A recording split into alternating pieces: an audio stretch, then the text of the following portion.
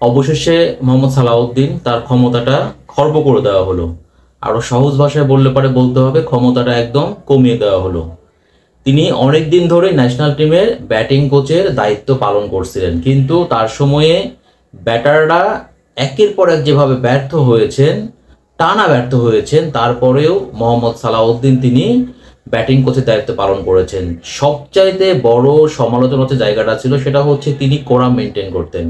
তিনি কুমিল্লা ভিক্টোরিয়ান্সের সিন্ডিকেটটা মেনটেন করতেন এবং এ কারণে হয়তোবা যাকে যোগ্য সেই খেলোয়াড়টা চান্স পাচ্ছিলেন না। কিন্তু ওই কোরাম হওয়ার কারণে একটা ফর্মে থাকা খেলোয়াড় বা ম্যাচের পর ম্যাচ টানা ফর্ম পারফরমেন্স করতে না পারা খেলোয়াড় তাকে বেস্ট ইলেভেনে চান্স দেওয়া হচ্ছিল। তো আমিনুল ইসলাম বুলবুল তার বোর্ডকে অবশ্যই ধন্যবাদ দিতে হয় যে তিনি সেই জায়গাটা ধরতে পেরেছেন। ধরতে পারার কারণে মোহাম্মদ সালাউদ্দিনকে একদম ন্যাশনাল টিম থেকে বাদ দেওয়ার কোনো সুযোগ নাই, বাদ দেওয়াও হয়নি। তিনি তো ন্যাশনাল টিমের সিনিয়র সহকারী কোচ, পাশাপাশি তিনি হচ্ছে ব্যাটিং কোচের দায়িত্ব পালন করছিলেন।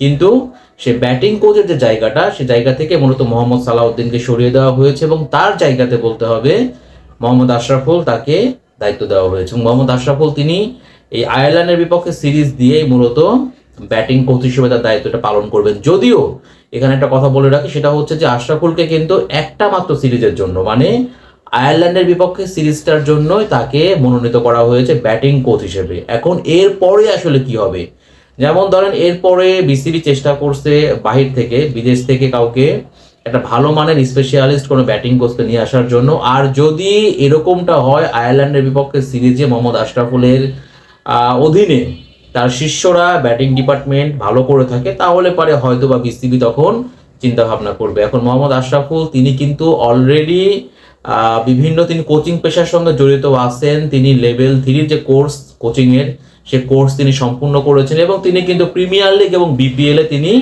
কোচিং করেছেন। তার মানে তার কোচিং ক্যারিয়ারের কিন্তু অভিজ্ঞতা আছে। তবে এই ন্যাশনাল টিমে মানে ইন্টারন্যাশনাল লেভেলে প্রথমবারের মতো তিনি বাংলাদেশ ন্যাশনাল টিমের আসলে ব্যাটিং কোচ হলেন এবং সেটা কিন্তু খুব অল্প সময়ের মধ্যে দিয়ে। এখন মোহাম্মদ আশরাফুল তিনি একজন ব্যাটসম্যান হিসেবে আপনারা সবাই জানেন যে তিনি বাংলাদেশের একজন ব্যাটার হিসেবে, সাবেক ব্যাটার হিসেবে তিনি কতটা নাম করা তিনি ব্যাটার ছিলেন। এবং একটা সময় ছিল যখন বহির্বিশ্বের মানুষ বাংলাদেশের ক্রিকেট মানেই মোহাম্মদ আশরাফুলকে চিনতেন এবং অস্ট্রেলিয়ার বিপক্ষে কার্ডিফে তার সেই সেঞ্চুরি, সর্বকনিষ্ঠ সেঞ্চুরিয়ান বলা হয় মোহাম্মদ আশরাফুলকে, এগুলা মোটামুটি সবারই জানা আছে। এখন মোহাম্মদ আশরাফুল তিনি ন্যাশনাল টিমের ব্যাটিং কোচ হিসেবে তার সময়টাই, মানে যেহেতু তার অ্যাসাইনমেন্ট হচ্ছে আয়ারল্যান্ডের বিপক্ষে সিরিজটাই, আবার ধরেন তিনি কিন্তু খুব বেশি সময় পাচ্ছেন এরকমটাও না, তিনি খুব কম একটা সময় পাচ্ছেন, প্রতিপক্ষ আয়ারল্যান্ড।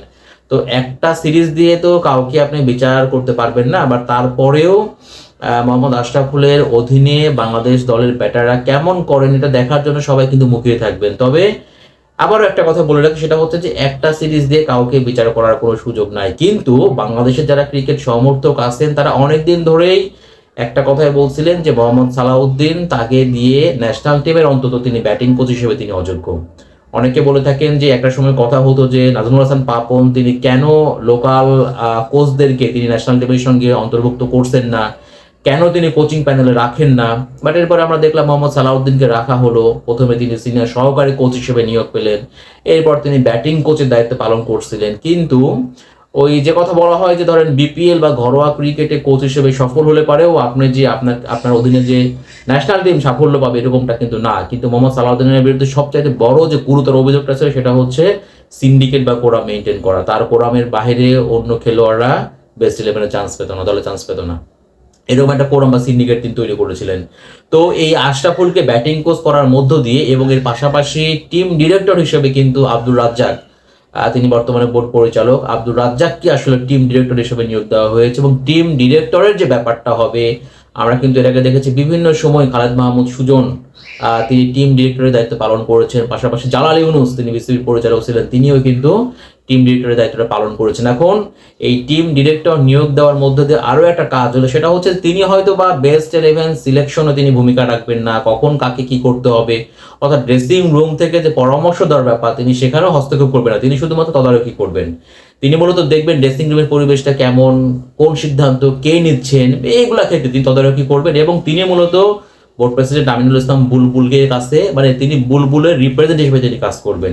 ড্রেসিং রুমে যেসব ঘটনাগুলো ঘটবে, যেসব পরামর্শ নেওয়া হবে, কে কি করছে, এইসব বিষয়ে তার একটা রিপোর্ট চলে যাবে হচ্ছে বোর্ড প্রেসিডেন্টের কাছে। অর্থাৎ এতদিন একটা জিনিস ছিল যে কোচ সালাউদ্দিন তিনি যা করেছেন সেটাই কিন্তু খেলোয়াড়দের মাথা পেতে নিতে হয়েছে এবং কোনো রকম কোনো জবাবদিহিতা ছিল না। কিন্তু এই যে যেমন প্রথমত তাকে ব্যাটিং কোচের দায়িত্ব থেকে সরিয়ে দেওয়ার মধ্য দিয়ে তার একটা ক্ষমতা কমিয়ে দেওয়া হলো, দ্বিতীয়ত হচ্ছে ন্যাশনাল টিমের সঙ্গে একজন টিম ডিরেক্টর যোগ করার মধ্য দিয়ে ড্রেসিং রুমে অন্তত আর কিন্তু কোনো গ্রুপিং, আর কিন্তু কোনো সিন্ডিকেট এইসব কিন্তু করার কোনো সুযোগ থাকবে না, কারণ করলে পারে সে রিপোর্টটা চলে যাবে হচ্ছে বিসিবি সভাপতির কাছে।